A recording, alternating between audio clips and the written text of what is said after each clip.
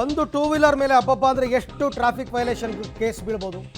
1 2 3 5 ಇಲ್ಲೊಂದು 643 ಬಾರಿ rules violate ಮಾಡಿದ್ದಾರೆ. ಫೈನ್ ಎಷ್ಟು ಅಂದರೆ 3.22 ಲಕ್ಷ ರೂಪಾಯಿ ದಂಡ. 643 ಬಾರಿ ಸಂಚಾರ ನಿಯಮ ಉಲ್ಲಂಘನೆ, ಸ್ಕೂಟಿ ಮೇಲೆ ಬಿತ್ತು ಬರೋಬ್ಬರಿ 3.22 ಲಕ್ಷ ದಂಡ.